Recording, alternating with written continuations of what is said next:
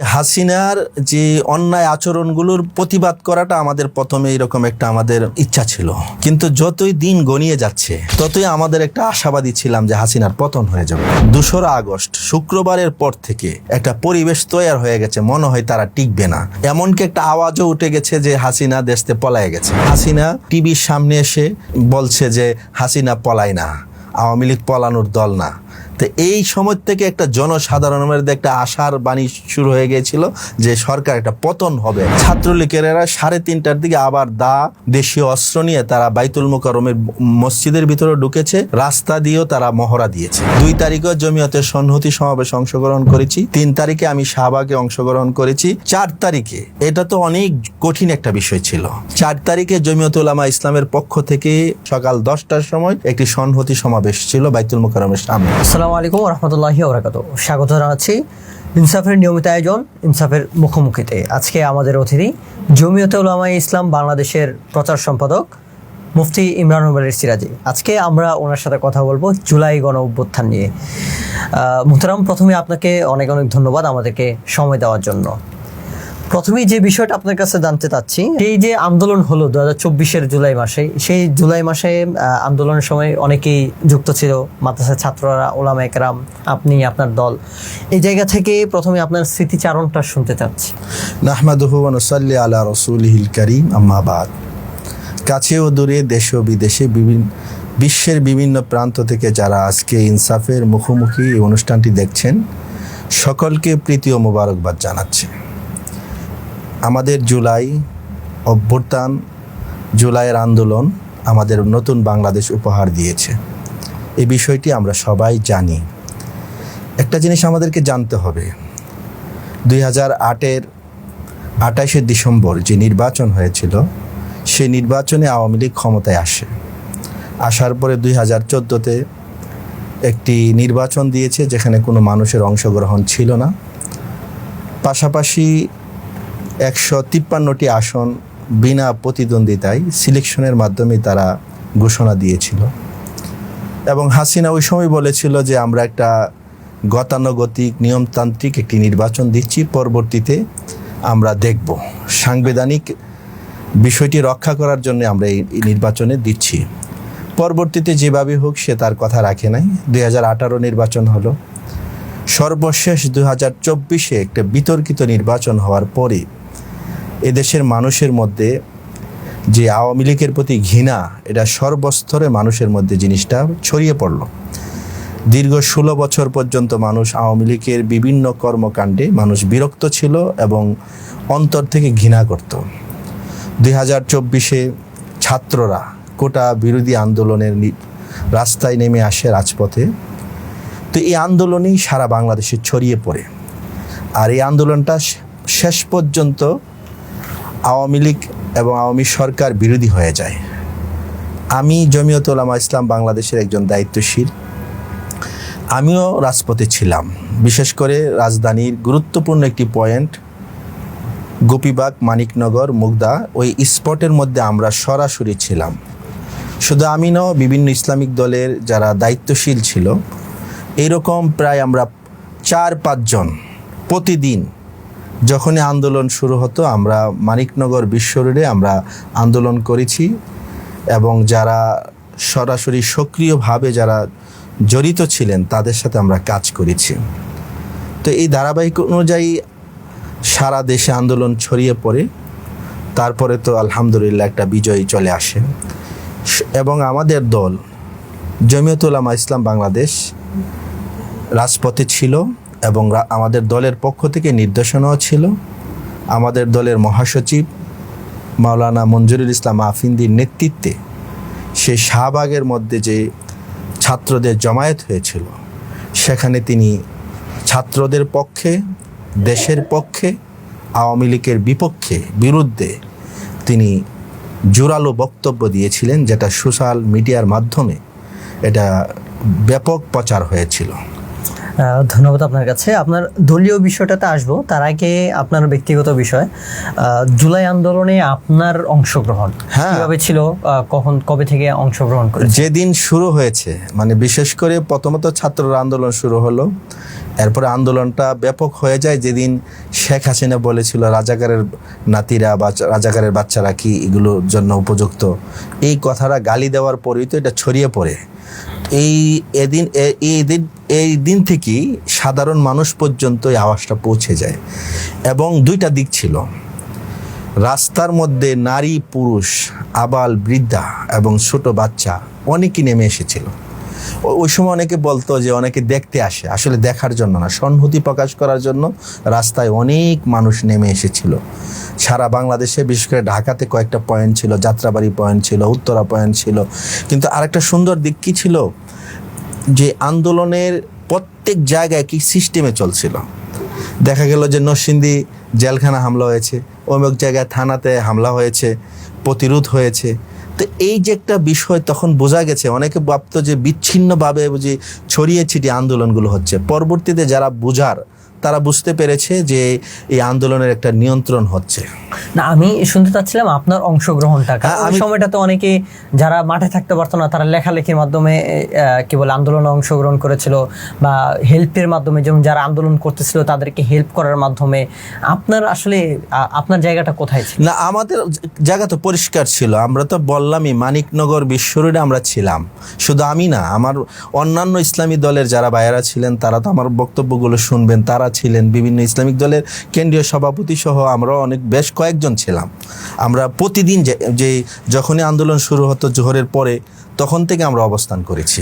আপনি আন্দোলনে যুক্ত হয়েছেন, আপনি দাড়ি টুপি পরা, আপনি মাদ্রাসার আলেম, কিন্তু আন্দোলনটা তো ছিল একটা শ্রেণীর কোটা আন্দোলন, স্কুল ভার্সিটির ছাত্রদের অধিকার আদায়ের আন্দোলন। এই আন্দোলনে কেন আপনি যুক্ত হলেন? আমি কিন্তু শুরুতেই বলেছি, আমরা কিন্তু ন্যায়ের পক্ষে। এবং 2008-এর নির্বাচন দিয়ে আমি কিন্তু কথা শুরু করেছি। 2008-এর নির্বাচনের পর থেকে 14 নির্বাচন, আওয়ামী লীগের প্রতি মানুষের একটা ঘৃণা ছিল। তো এই ঘৃণা এবং তাদের অন্যায় আচরণগুলো মানুষের বিরক্ত ছিল তাদের প্রতি প্রচণ্ডভাবে। এই কারণে মানুষ স্বতঃস্ফূর্তভাবে মানুষ রাজপথে নেমে এসেছিল। আপনার জমিয়ত উলামায়ে ইসলামের অ্যাক্টিভিটিটা যদি আমাদেরকে জানাতেন। এটা আপনারা দেখেছেন, আমাদের তো দলীয়ভাবে আমরা সংহতি সমাবেশও করেছি। বিশেষ করে আমাদের বাইতুল মুকাররমের সামনেও আমরা অবস্থান নিয়েছিলাম দলীয়ভাবে। আমি তারিখ সহ বলছি, 2024-এর 2 আগস্ট অর্থাৎ শুক্রবার জমিয়ত উলামায়ে ইসলাম বাংলাদেশের কেন্দ্রীয় কার্যালয়ে সিনিয়র নেতৃবৃন্দের উপস্থিতিতে যে কোটা বিরোধী বৈষম্য বিরোধী আন্দোলনে যারা শাহাদত বরণ করেছে তাদের রুহের মাগফিরাতের জন্য দোয়া মাহফিল এবং সংহতি প্রকাশ করে একটা অনুষ্ঠান হয়েছিল আগস্টের 2 তারিখে। আর এই সময়টা খুবই চ্যালেঞ্জিং ব্যাপার ছিল। তারপরও আমাদের দলের মহাসচিব সহ সিনিয়র সহসভাপতি সহ সবাই ছিলেন, আমিও ছিলাম সেখানে। আমি বক্তব্য দিয়েছি এবং এগুলো পত্রিকায় আমাদের এই সংবাদগুলো এসেছে এবং ফেসবুকের মাধ্যমে আমাদের এগুলো ছড়িয়ে গেছে। তা আমরা সক্রিয়ভাবে ছিলাম। তারপরে পরের দিন ছিল শনিবার 3 আগস্ট। তো ওই দিনও আমরা শাহবাগ গিয়েছি। শাহবাগ যাওয়ার পরে আমরা কিন্তু ছবিও দিয়েছি। আমার ব্যক্তিগত আইডিতে এখনও সেই ছবিগুলো আছে। শাহবাগে যাওয়ার পরে আমাদের বিশেষ করে বিভিন্ন ইসলামিক দলের যে নেতৃবৃন্দ আছেন তাদের সাথে আমাদের দেখা হয়েছে, কথা হয়েছে এবং আমরা পোস্ট করেছি, সংহতি প্রকাশ করেছি। আমরা মিডিয়ার সামনে কথাও বলেছি ওই সময়। আপনারা কি শুরুতেই আন্দোলন যখন শুরু হয়, আপনাদের আন্দোলনটা যখন শুরু হয়, ছাত্রদের আন্দোলন তো অনেক আগে শুরু হয়, একটা সময় পরে গিয়ে সাধারণ মানুষ, দেশের সাধারণ জনতা এবং যেটা বললেন আবাল বৃদ্ধা বনিতা উলামা একরাম সবাই একসাথে নামলো, তখন থেকে কি আসলে চিন্তা ছিল কিনা যে হাসিনার পতন হবে বা হাসিনাকে পতন করাবো? আমি একটা জিনিস বলি, হাসিনার যে অন্যায় আচরণগুলোর প্রতিবাদ করাটা আমাদের প্রথমে এরকম একটা আমাদের একটা ইচ্ছা ছিল। কিন্তু যতই দিন গড়িয়ে যাচ্ছে ততই আমাদের একটা আশাবাদী ছিলাম যে হাসিনার পতন হয়ে যাবে।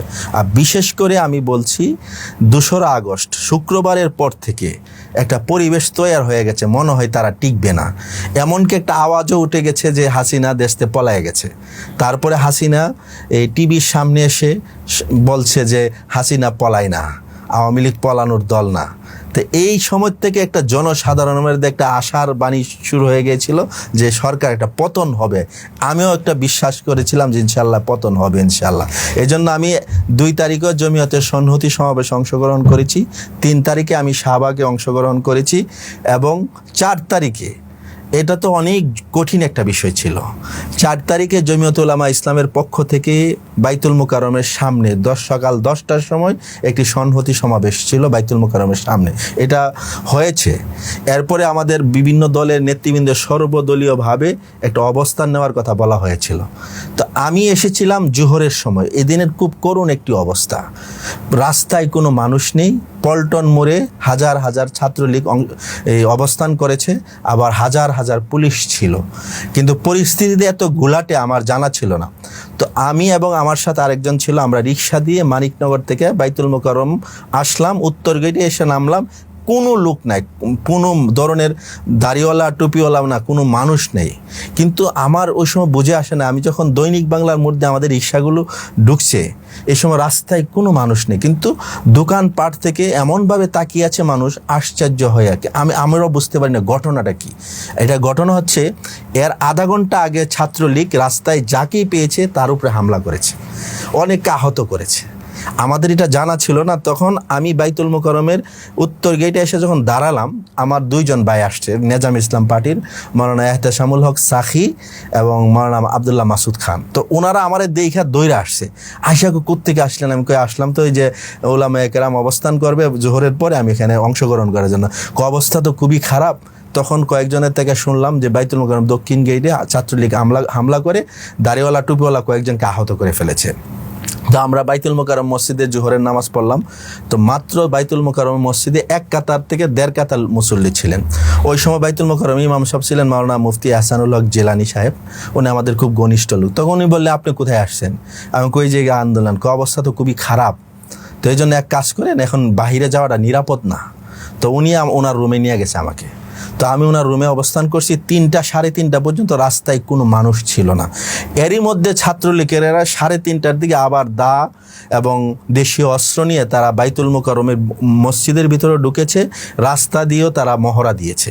এটা হলো 3:30টার দিকে। তারপরে এই দিন আবার আমাদের ইসলামী আন্দোলন যেটা আছে, ওনারারও একটা জমায়েত ছিল। তো 3:30 না 4টার দিকে ইসলামী আন্দোলনের কিছু ভাই বেরাদর, তাদের হাতে কিছু লাঠি সোটা ছিল, ওনারা বাইতুল মুকাররমের উত্তর গেটে এসে অবস্থান করছে। তো ওই দৃশ্যটা ওই এহসানুল হক জিলানী সাহেব একজন খাদেমকে পাঠাইলেন, যে আপনাকে একটু দেখে আসেন। তো দেখলো রাস্তার মধ্যে 5-10-15 জন আলেম দাঁড়িয়ে আছে। তো এই দৃশ্যটা শোনার পরে আমি আসলাম রাস্তায়। তো রাস্তায় আসার পরে আমি আমাদের দলের অফিস হচ্ছে বাইতুল মুকাররম উত্তর পাশে, এবং এখানে ইসলামী আন্দোলনের অফিস। তো এখানে আসার পরে দেখছি হাজার হাজার মানুষ এখানে জমায়েত হয়ে আছে এবং বিভিন্ন জন মিছিল দিচ্ছে। এটা হলো 4টার ঘটনা। তো 4টার পরে আসরের আগ মুহূর্তে তখন একটা ইসলামী আন্দোলনের নেতৃত্বে শাহবাগে একটা বিরাট মিছিল গেছে। তো আমি ওই মিছিলের সাথে সাথেই শাহবাগ চলে গেছি। তো ওখানে যাওয়ার পরে তো আমাদের হাজার হাজার মানুষ জমায়েত হয়েছে, আমাদের দলীয় নেতাকর্মীরাও ছিল ওই শাহবাগে। তো আমরা এখানে ছিলাম মাগরিব পর্যন্ত। তো মাগরিবের যখন সন্ধ্যা আজান দিবে তখন সবাই নিজ নিজ আবাসস্থলে চলে যাচ্ছে। তো আমি কিন্তু এই সময় কিন্তু ডাইরেক্ট এই প্রেস ক্লাবের দিকে যাওয়ার মতো পরিবেশ ছিল না। এই জন্য আমি কাকরাইল মোড় হয়ে এদিকে আসলাম। আসার পরে এই ইনসাফ অফিসে আসছি এই 4 তারিখে। তো সন্ধ্যার পরে মাহফুজ খন্দকার ইনসাফের সম্পাদক, ওনার সাথে এই ইনসাফের অফিসে আমি রাত্রে 9টা বা 10টা পর্যন্ত এখানে বিভিন্ন বিষয়ে আলোচনা করার পরে পরিবেশ বুঝে তারপর আমার সাথে একজন লোক ছিল, তখন আমরা আমাদের মানিকনগর চলে গেছি। তো এরপরে তো জানেনি নেট বন্ধ, অনেক কিছুই তো আমাদের খোঁজখবর বিচ্ছিন্ন হয়ে গেছে। তারপরে আমি এই বিশেষ করে মানিকনগর বিশ্ব রোডে কী অবস্থা, মানুষ অবজারে আসছে। তো আমিও আসছি জোহরের আগে 12টার দিকে। তারপরে জোহরের নামাজ পড়লাম। নামাজ পড়ার পরে আমাকে একজনে ফোন দিলেন, আমার একজন পরিচিত সাংবাদিক, যে মনে হয় সরকার পতন হয়ে গেছে, সম্ভবত এরকম একটা আলোচনা চলছে, আপনি কি কোনো কিছু জানেন? আমি কি এখন পর্যন্ত আমার কাছে কোনো তথ্য পাচ্ছি না, কিন্তু পরিবেশ মনে হচ্ছে যে একটা কিছু হবে। তো এরপরে শুনলাম যে এই সেনাপ্রধান বক্তব্য দিবেন। তখন আমি আশাবাদী যে দেশে একটা পরিবর্তন আসছে। তো আমার যে মোবাইল FM রেডিও শুনতে গেলে নেট লাগে, তো এই জন্য আমার বাসার যে মোবাইলটা আছে ওটা FM রেডিও শোনা যায়। তখন আমি বিশ্ব রোড থেকে চলে গেছি বাসাতে যে বক্তব্য শুনবো। বাসায় গিয়ে যখন মোবাইলে দেখি যে নেট চলে আসছে, তখন ভাবলাম যে একটা পরিবর্তন হয়ে গেছে। তখনই দেখলাম কালবেলা বা এরকম একটা পত্রিকার লাইভে দেখছি শাহবাগে হাজার হাজার মানুষ জড়ো হয়ে গেছে। তখন আমি আমার সাথে দুইজনকে নিয়েই আমরা বের হয়ে গেলাম। তো বের হয়ে সম্ভবত আপনার সাথে আমার দেখা হয়ে গেছে হাইকোর্টের সামনে। তো ওখানে দেখা হলো, ইন্টারভিউ দিলাম ইনসাফ সহ আরও বিভিন্ন পত্রিকায়। তো তখন তো পরিস্থিতি কীরকম পুরা দেশবাসী দেখেছেন।